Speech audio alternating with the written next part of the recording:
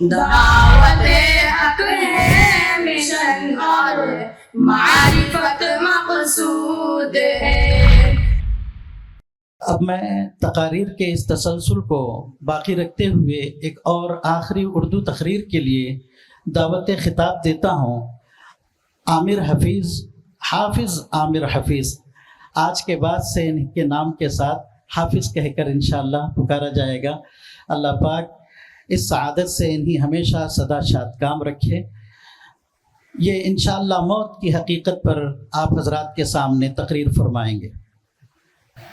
السلام علیکم ورحمۃ اللہ وبرکاتہ۔ الحمد للہ رب العالمین والصلاة والسلام علی رسولہ الکریم، اما بعد فاعوذ باللہ من الشیطان الرجیم، بسم اللہ الرحمن الرحیم۔ کل نفس ذائقۃ الموت، قال النبی صلی اللہ علیہ وسلم اکثر ذکر ہادم اللذات الموت، ترمذی و نسائی۔ صدر محترم، ذمہ داران مدرسہ، علماء کرام، مہمانان اعزام اور سامعین و سامعات، آج کے سالانہ اجلاس میں میرا موضوع ہے موت کی حقیقت۔ حضرت عبداللہ بن عمر رضی اللہ عنہ سے روایت ہے کہ نبی کریم صلی اللہ علیہ وسلم نے فرمایا، لذتوں کو ختم کر دینے والی موت کو زیادہ سے زیادہ یاد کرو۔ موت ہر جاندار کا حتمی انجام ہے۔ جس مخلوق نے بھی زندگی کی نعمت پائی، اسے ایک نہ ایک دن موت کا کڑوا گھونٹ پینا ہی ہے۔ زندگی امانت ہے، ایک نہ ایک دن اس امانت کو مالک حقیقی کے حوالے کرنا ہی ہے۔ ماں کی گود جس نے بھی دیکھی ہے، اسے ایک نہ ایک دن قبر کی گود بھی دیکھنی ہے۔ دنیا میں اچھے اور برے ہر طرح کے کردار رکھنے والے انسان آئے۔ انبیاء و اولیاء اور اتقیاء و صلحاء کی بڑی تعداد نے جنم لیا، پر کسی کو بھی حیات جاودانی نصیب نہ ہو سکی۔ وہ سب اپنے اپنے مقدر کا رزق گزار کر دار فانی سے دار بقا کی اور کوچ کر گئے۔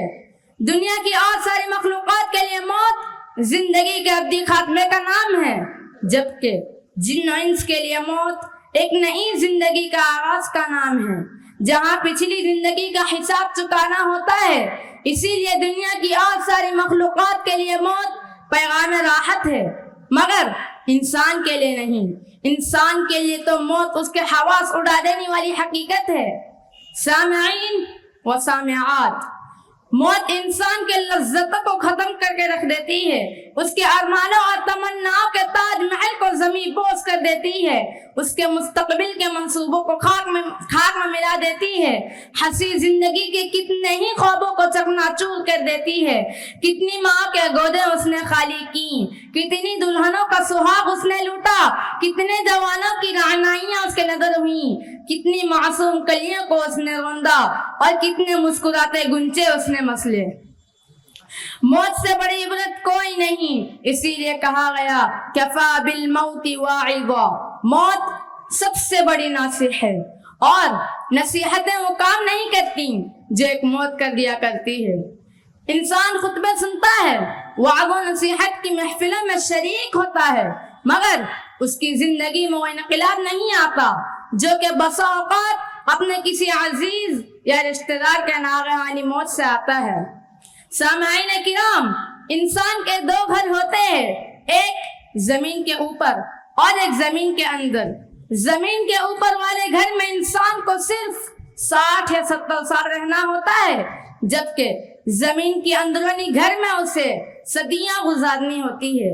مگر اس کی غفلت کا یہ عالم ہے کہ جس گھر میں صرف 60 یا 70 سال گزارنی ہوتی ہے، اسے بناتا ہے، سنوارتا ہے، پہرے دار لگاتا ہے، موسم کی سختیوں کا مقابلہ کرنے کے لیے گرمیوں میں ایئر کنڈیشن اور سردیوں میں ہیٹر کا انتظام کرتا ہے، مگر جس گھر میں صدیاں گزارنی ہوتی ہے وہ اپنی بدعمالیوں سے ویران کر لیتا ہے۔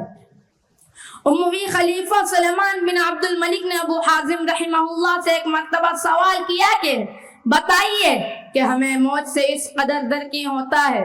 ابو حازم رحمہ اللہ نے جواب دیا، تم نے اپنی دنیا تو آباد کر لی مگر آخرت ویران کر لی ہے، اسی لیے دنیا کی اس آبادی سے آخرت کی ویرانیوں کی سمت جاتے ہوئے ڈر لگتا ہے۔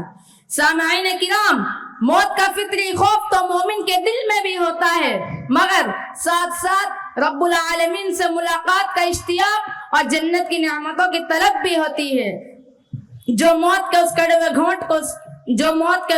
گھونٹ کو اس کے حق میں میٹھا کر دیتی ہے۔ اسی لیے موت کی حیثیت مومن کے لیے ایک پل کی ہوتی ہے جو ایک محبوب کو دوسرے محبوب سے ملاتا ہے۔ جسر یوصل الحبیب بالحبیب، عقل مندی اور دانش مندی یہی ہے کہ ہمیشہ موت کو یاد رکھے اور موت کے بعد آنے والی زندگی کے لیے ہر وقت تیار رہے۔